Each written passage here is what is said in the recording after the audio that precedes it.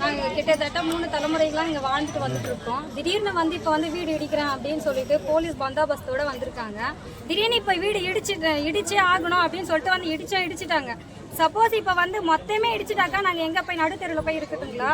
இல்லை எங்கே போய் நாங்கள் இது பண்ணிட்டோம்? யாரும் ஒரு ஹெல்ப்பும் பண்ண மாட்டேங்கிறாங்க. எங்கே போய் எது கேட்டாலும் இவங்கள போய் பாருங்க அவங்கள போய் பாருங்கன்ட்டு சொல்கிறாங்களே ஓசரம் எந்த ஒரு இதுவும் யாரும் வந்து ஒருத்தர வந்து நிற்கவும் மாட்டேன்றாங்க, எதுவும் பண்ணவும் மாட்டேன்றாங்க.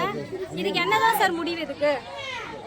இதுக்கெல்லாம் மாற்று இடம் கொடுத்தாலும் பரவாயில்ல. மாற்று இடம் கொடுத்து நீங்கள் அங்கே போகல அப்படின்னு சொல்லிட்டு மாற்று இடம் கொடுத்து கூட நீங்கள் அங்கே போகல, இங்கே தான் இருக்கீங்க, நாங்கள் இடம் கொடுத்து கூட நீங்கள் ஏன் போகல அப்படின்னு சொல்லிட்டு வந்து காலி பண்ணாலும் பரவாயில்ல சார். இங்கே மாற்று இடம் தந்தோம் கூட தராமலே இங்கே காலி பண்ணுன்னா நாங்கள் எங்கே போய் இருக்கிறது?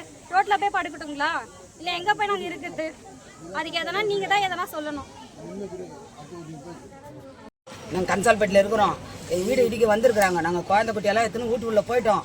அப்படி இருந்தோம் வீடு இடிக்க வராங்க. அதனால கரண்ட் எல்லாம் வீட்டு உள்ளேருந்து வெளியே வரலன்னு சொல்லிட்டு கரண்ட் எல்லாம் கட் பண்ணிட்டாங்க. இதுக்கப்புறம் நாங்கள் என்ன சார் பண்ணுறது?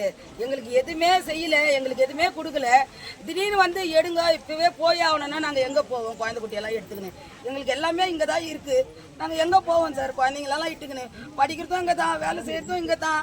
இதெல்லாம் விட்டுட்டு நான் எங்கே சார் போவோம்? இங்கே பிறந்ததே நாங்கள் இங்கே தான். நானே தலைமுறையாக இருக்கிறாங்க எங்கள் ஊரில்.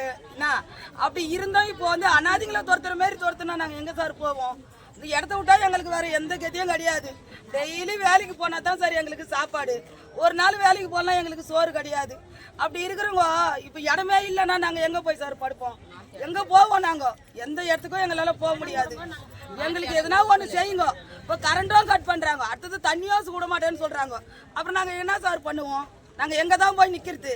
நாங்கள் இந்த கவர்மெண்ட்டை நம்பி தானே சார் இருந்தோம். எங்களை லாஸ்ட்டில் இந்த மாதிரி பண்ணிட்டாங்க. நாங்கள் என்ன பண்ணுறது? இருக்கிறதோட எங்களால் சாவதான் முடியும்.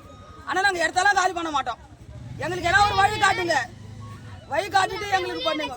எங்களை எல்லாம் உள்ளே வச்சுட்டு மூடிடு. உனக்கு என்ன தேவையான இடத்த எடுத்துக்கோ, நாங்கள் வேணான்னு சொல்லலை. உங்களுக்கு தேவை இடம் எங்களுக்கு சமாதி கட்டிட்டு அந்த வீட்லேயே கட்டிட்டு எடுத்துங்கோ. நாங்கள் வேணான்னு சொல்ல மாட்டோம் சார். அவ்வளோதான். என் பேர் அம்மு சார்.